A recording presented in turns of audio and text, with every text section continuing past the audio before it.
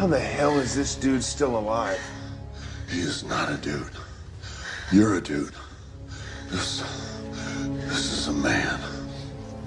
A handsome, muscular man. I'm muscular. But who are you kidding, Will? You're one sandwich away from fat. Yeah, right. It's true, Will. You have put on weight. Okay, I'm gonna get a Bowflex. I'm gonna commit. I'm gonna get some dumbbells. You know you can't eat dumbbells, right? It's like his muscles are made of Katati metal fibers. Stop massaging his muscles. Yo, what's up, guys? It's your boy, Benny. What's happening with mommy and daddy? Are they fighting? Is there a divorce going on?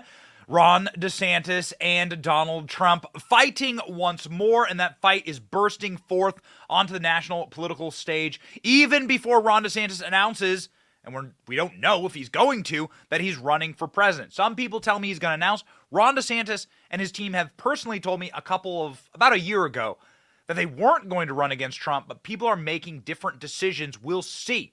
We'll see what happens. But right now, Trump and DeSantis are sharing jabs. Ron DeSantis notes landslide re-election in clout response to Trump jabs. Ron DeSantis had a simple response Tuesday to a weekend full of attacks from Donald Trump. Check the electoral scoreboard. After Trump accused governor of disloyalty and mismanagement during COVID, DeSantis argued that his gubernatorial blowout of Democrat Charlie Crist served as the inarguable endorsement of his Sunshine State reign. Ron DeSantis responded to Donald Trump's calling him Ron DeSanctimonious. You can see here in the truth post from Donald Trump. Again, Ron DeSanctimonious, who I made governor in both the primary and the general, is also a globalist. And so are his donors. Jeb Low Energy Bush was with him last week. And Donald Trump calling him Ron DeSanctimonious again here in another post, saying that he's doing far worse than many other Republican governors. Indeed, Donald J. Trump is leading big, he says. And that Ron DeSantis shut down Florida beaches. We'll get to that in a moment. Here's how Ron DeSantis responded to Donald Trump's attacks. Criticized you a number of times in the past couple of days on a number of different issues, other than being COVID in the state. Well, look, what I would just say is this. I roll out of bed. I have people attacking me from all angles. It's been happening for many, many years. And if you look at the good thing about it, though, is like if you take a crisis situation like COVID, the good thing about it is when you're an elected executive, you have to make all kinds of decisions. You got to steer that ship. And the good thing is that the people are able to render a judgment on that, whether they reelect you or not. And I'm happy to say, in my case, not only did we win re-election, we won with the highest percentage of the vote that any Republican governor candidate has in the history of the state of Florida.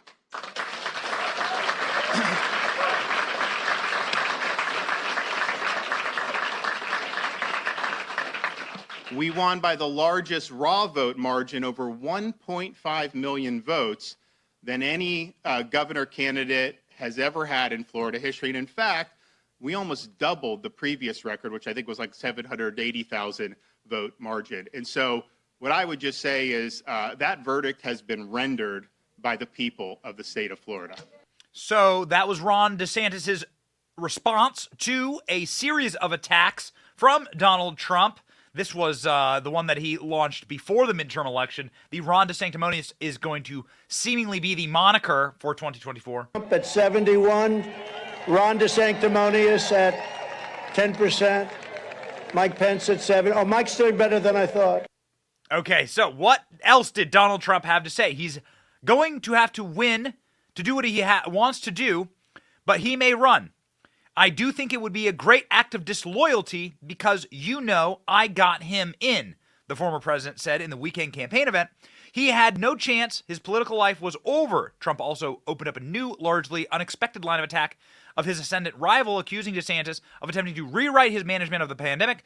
Trump questioned the Florida governor for closing parts of his state in the early stages of the crisis. The former commander-in-chief argued that the Republican governor's refraining from doing so. He added that DeSantis was a vocal vaccine booster at one point.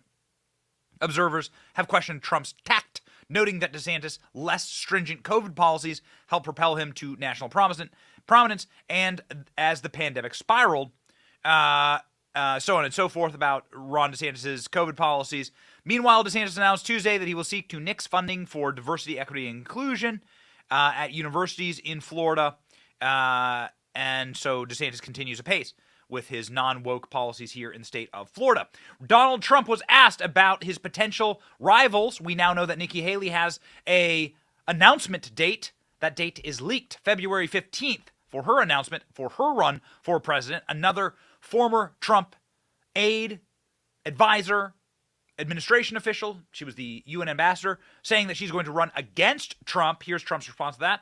Nikki Haley called me the other day to talk to me. I talked to her for a little while, but I said, look, go by your heart if you want to run. She's publicly stated I would never run against my president. He was a great president. Florida was actually closed for a very long period of time. Remember, he closed the beaches and everything else. They're trying to rewrite history. We thought this was a great video. Ron DeSantis and Donald Trump comparison. You can see the similarities there in the way that they do business. What are the similarities in the polling? Well, we went ahead and pulled the polls here. Our best, I hate poll selections, right? Because you can essentially rig any poll you want to say anything you want. So we go to 538, run by libs, but they essentially just slap all the recent polls together, right? And give you the details about those recent polls. So this is a recent poll from the Morning Consult saying that Trump has nearly 20-point advantage on DeSantis. This is a 3,000 person poll, 3,500 person poll that was done this week. So that is pretty, that clearly shows like a two-person race right there. And with Donald Trump having a commanding lead, Nikki Haley again going to announce at 3% there. Cheney at 3%. LOL. Presumably Liz Cheney, not Dick Cheney. Presidential primary, New Hampshire. This is important. Trump, 37. DeSantis, 26. So they're within 10 points there. That's pretty important right there. And also Sununu, who's the governor of New Hampshire, who's very popular there, pulling in 13%. So definitely swinging there. Presidential primary in South Carolina, also very important. These are the first states, right, with caucuses or primary. Iowa, New Hampshire, South Carolina. These are deeply important. Trump with a commanding lead there in a lineup with Haley. Trump has a commanding lead of 20 points. Trump in a lineup with Tim Scott, another big lead.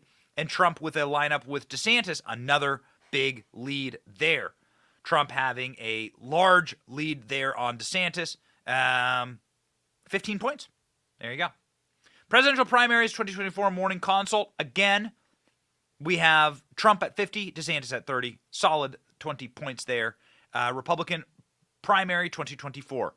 You have here, this is the tightest one that we can find here. 43 to 48, DeSantis and Trump. Looks like they're doing them just against each other, right? So you have 43 to 48% from Echelon Insights. Then when you toss everyone else in there, they tossed everyone from Youngkin, Chris Christie, Suarez, I don't even know who that is, Tulsi Gabbard, hey, what do you know? In there, you then it tightens a little bit, 36 to 34. So that's what the recent polling says. It seems to be a trend for Donald Trump having a fairly commanding lead. But again, Ron DeSantis hasn't even announced. What's your take here, ladies and gentlemen? My take is very simple. Let them fight. I want the fight. I need the fight. I need to have them fighting. These guys have got to fight. I want it. People are upset. People get upset with me about this.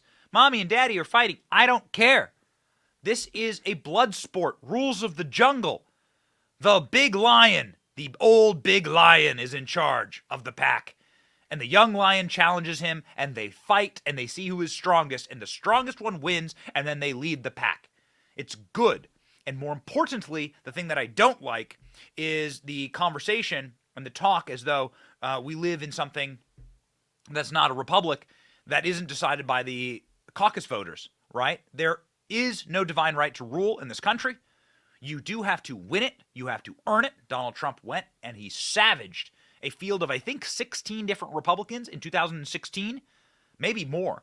But he just went and torched them, right? And nobody'd ever seen anything like it. Well, now Trump is more of a known quantity. Are the same tactics going to work? We'll see. But we will appreciate the blood sport because politics is pain, baby. And that's just the way of the road. That's just the way it goes. And so don't be nervous or fearful that these two are fighting. It is good. It will be helpful to our party in selecting the best person. I, of course, will refrain from endorsing anyone because I really want to see how it all plays out, to be quite honest with you. You know, I'm huge fans of Donald Trump, and I'm huge fans of DeSantis. I moved my whole family to Florida, very much in part because of Ron DeSantis. But I've worked very close with Donald Trump as well, and I'm huge fans of accomplishments during his administration. So, what do you think? Who do you want? Let me know in the comment section. I'm very interested to know. We read the comments. Let me know in the comment section. What are you thinking? Do you not even want Ron DeSantis to run? Donald Trump's already announced, of course. What do you think? Let me know. And more importantly, we'll keep fighting for America here because America's the greatest country in the world. It needs good fighters. It needs strong fighters. And that's why I'm for this fight. Because it is a battle. The culture war, what's implicit in the culture war? Well, that we're at war. And so we need to have a wartime footing. And we need the strongest person. And the best way is to let them fight. Like the kaiju. Ladies and gentlemen, we'll fight right alongside with you here on the show. My name is Benny. See ya! Thank you for watching. Our channel is here to meme the libs until they cry and then to meme them crying. They're tears. They taste just like sweet, delicious ice cream. Salty, too. We ridicule the establishment and the libs because of you. Your support keeps us going. So if you like what you saw, please punch the subscribe button, click like, and ring the little bell so that you know when we're live. Don't you want to know when we're live? And make sure that you subscribe to our email list just in case the plug gets pulled, as tends to happen. If you want to see more of our videos, click here or here. My name is Benny Johnson. Stay free, Base Patriots.